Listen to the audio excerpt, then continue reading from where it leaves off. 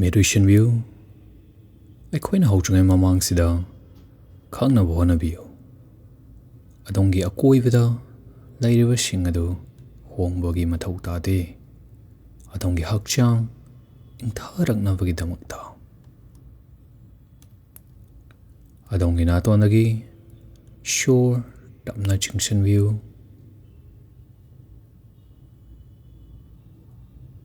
ꯑꯗꯨꯒ ꯃꯄꯨꯡ ꯐꯥꯅ ꯑꯗꯣꯝꯒꯤ ꯌꯥꯗꯒꯤ ꯁꯣꯔ ꯑꯗꯨ ꯍꯣꯟꯗꯣꯛꯄꯤꯈꯣ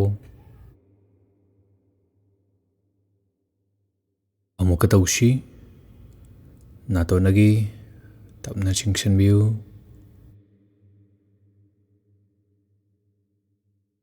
ꯆꯤꯡꯁꯤꯜꯂꯤꯕꯗꯨꯗꯒꯤ ꯍꯦꯟꯅ ꯁꯥꯡꯅ ꯁꯣꯔ ꯍꯣꯟꯗꯣꯛꯄꯤꯈꯣ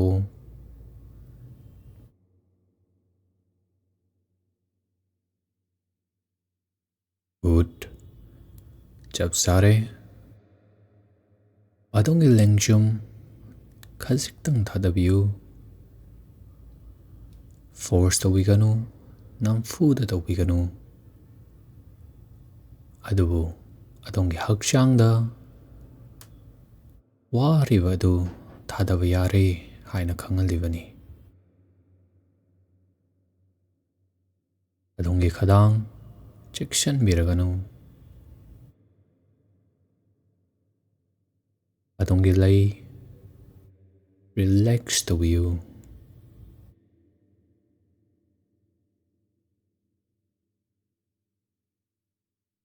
ꯃꯤꯀꯨꯞ ꯑꯁꯤ ꯁꯦꯐ ꯑꯣꯏ ꯑꯗꯣꯝ ꯇꯦꯛꯇ ꯀꯥꯏꯗꯅ ꯂꯩꯔꯤ ꯃꯗꯨ ꯇꯥꯛꯂꯤꯕꯅꯤ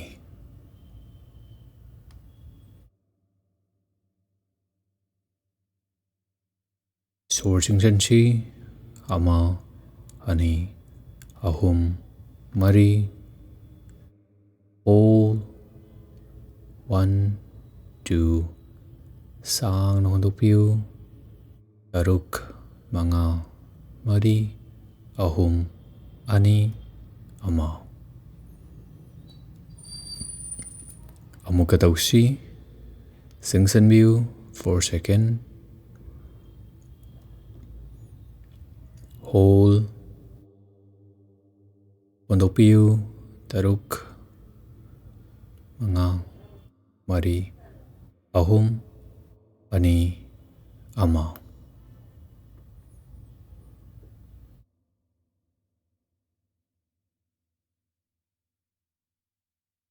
ꯑꯗꯣꯝꯒꯤ ꯋꯥꯈꯜꯗ ꯉꯥꯜꯂꯤꯕ ꯃꯉꯥꯜ ꯑꯗꯨ ꯃꯝꯊꯍꯟꯕꯒꯨꯝꯅꯤ ꯑꯗꯣꯝꯅ ꯁꯣꯔ ꯁꯥꯡꯅ ꯁꯥꯡꯅ ꯍꯣꯟꯗꯣꯛꯈꯤꯕ ꯑꯁꯤꯅ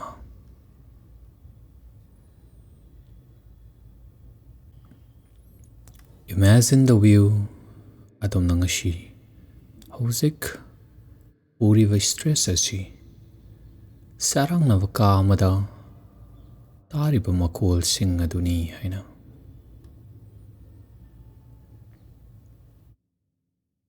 ꯃꯈꯣꯜꯁꯤꯡ ꯑꯗꯨ ꯃꯄꯥꯟꯗ ꯊꯥꯗꯣꯛꯈꯤꯕ ꯅꯠꯇꯦ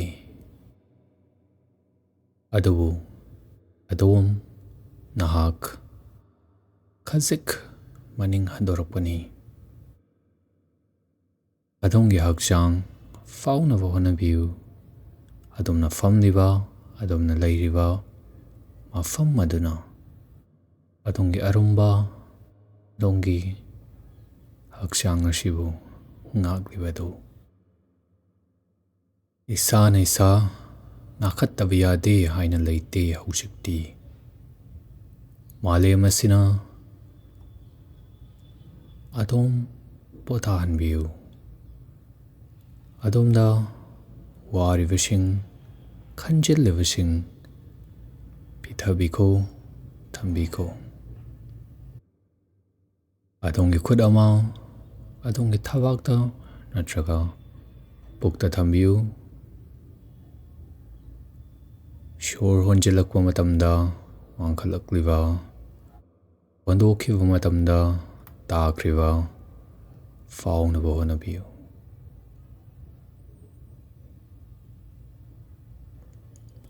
ꯃꯗꯨꯅ ꯇꯥꯛꯂꯤ ꯑꯗꯣꯝꯒꯤ ꯍꯛꯆꯥꯡ ꯑꯁꯤ ꯈꯪꯂꯤ ꯃꯊꯧ ꯄꯥꯡꯊꯣꯛꯂꯤ reset tawri.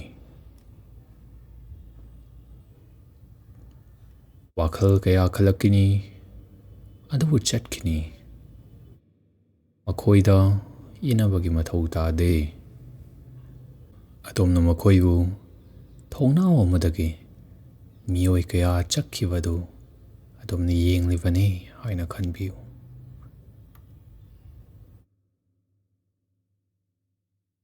Amata inabagi mathau tade. Khaziktang hena sangna shor singsanbiu.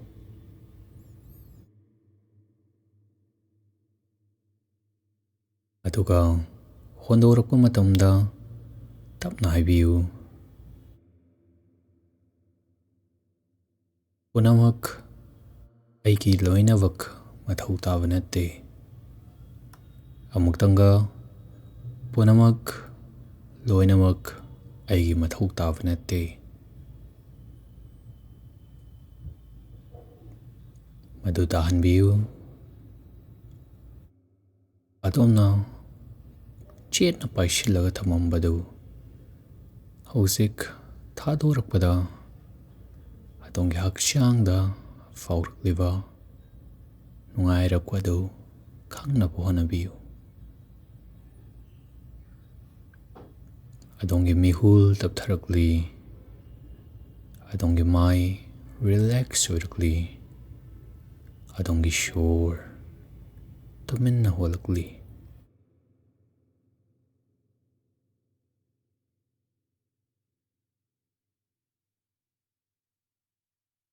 Second khara mafam masida laibiu. Karimta tawagi mathau tade. Adubu adongi system, adongi hakchang maikai chumna chumhalibani.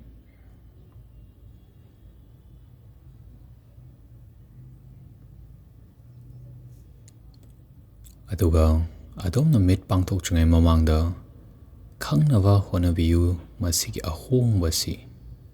Adomna namfuda kaam oihannaba potharaknaba honaba natte. Adubu isana isa pothaba yare haina khanganjabani.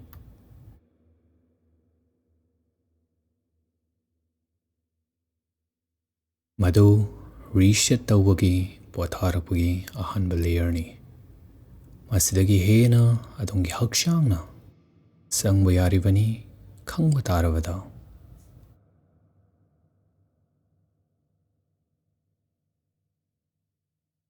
Usa tapna lengbiu. Adongi shoulder maningda tapna lengbiu. Adongi khongdon. Aduga adongi khongdon chu lengbiu. Yaraba matamda tapna mit pangthokbiru. Hauzik adongi hakchang wakhal pukningda nungairibasi pudana sitpiu. Aduga adomna faurakliba ahongbasi masidagi hena adomna khange nungaihange haiba taragadi handak February 28 da aikoi learn meditation in Manipuri haina online gi workshop ama tawgani. Masigi workshop sida adomna kamaina meditation isai thandana tawgani haibadu khangnabani. Adugasu guided meditation session kaya amas tawri. Maram singsigidamakta karamna contact tawgani haibagi damakta makhada link hapsaramge.